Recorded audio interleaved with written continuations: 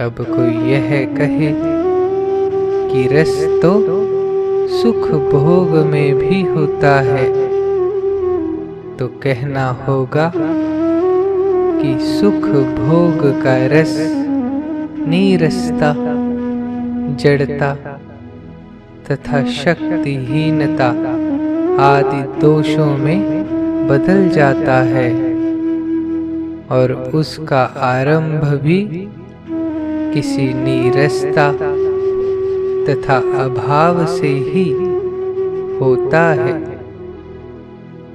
जिसका प्रारंभ अभाव, जड़ता तथा पराधीनता से होता है और जिसके अंत में भी अभाव, जड़ता तथा पराधीनता है।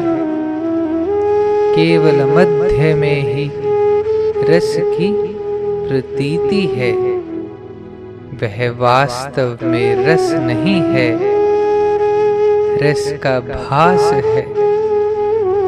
कारण कि इससे वासना पूर्ति की आशा तथा प्रवृत्ति वासना रहित दशा में बदल जाती है।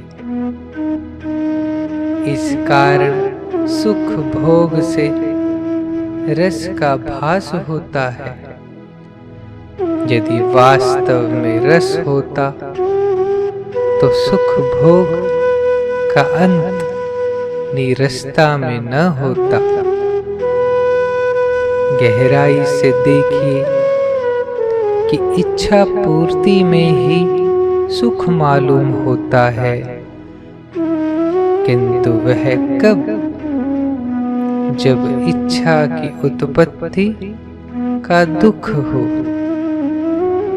इच्छा पूर्ति काल में भोक्ता इस इच्छित भोग से अलग हो जाता है, तब उसे सुख प्रतीत होता है।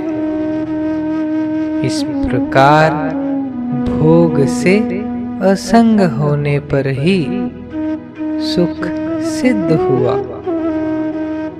यदि भोग में सुख होता तो भोग के अंत में अभाव शेष न रहता,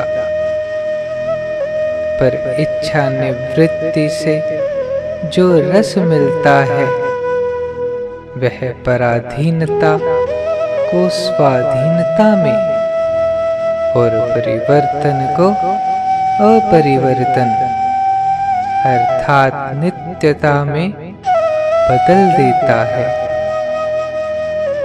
अतः यह स्पष्ट हो जाता है कि इच्छाओं की निवृत्ति में जो रस है वह अखंड एक रस है।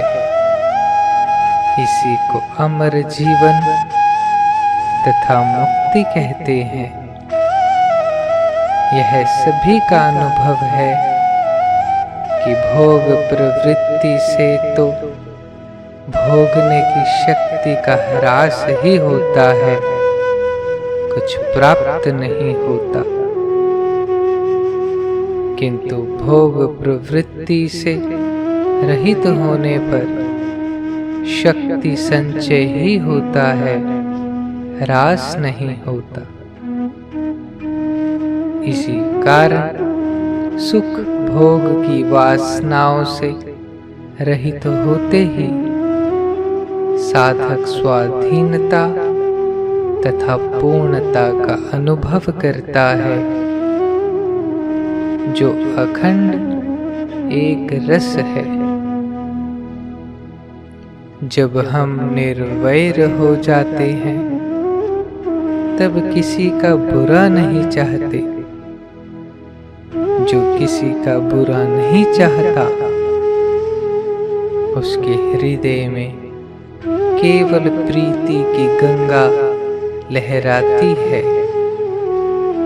प्रीति किसी अभ्यास का फल नहीं और न किसी तप का फल है।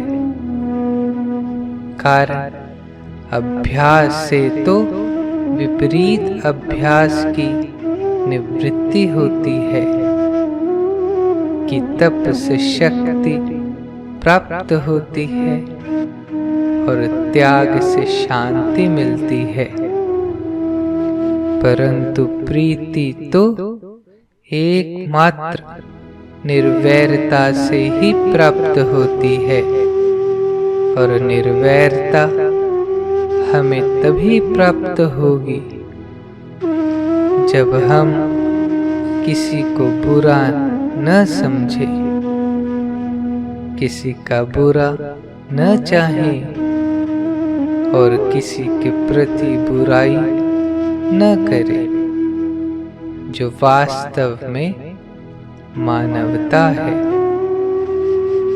निर्वैर होते ही सब मोह जनित संबंध मिट जाते हैं, और उनके मिटते ही आस्तिक प्राणी के जीवन में अपने प्रभु से नित्य संबंध दृढ़ हो जाता है। मोह जनित संबंध मिटने से मुक्ति और नित्य संबंध से भक्ति, अर्थात जो शरीर आदि किसी को अपना नहीं मानता वह मुक्त, और जो प्रभु को अपना मानता है वह भक्त है। निर्वैरता भौतिकवादी का साध्य है, अध्यात्मवादी की विभूति है तथा आस्तिकवादी की साधना है। यह नियम है कि साधक साधना से अभिन्न होकर ही साध्य को पाता है। अतः हम सभी के लिए निर्वैरता को अपना लेना अनिवार्य हो जाता है। यही वास्तव में मानवता है।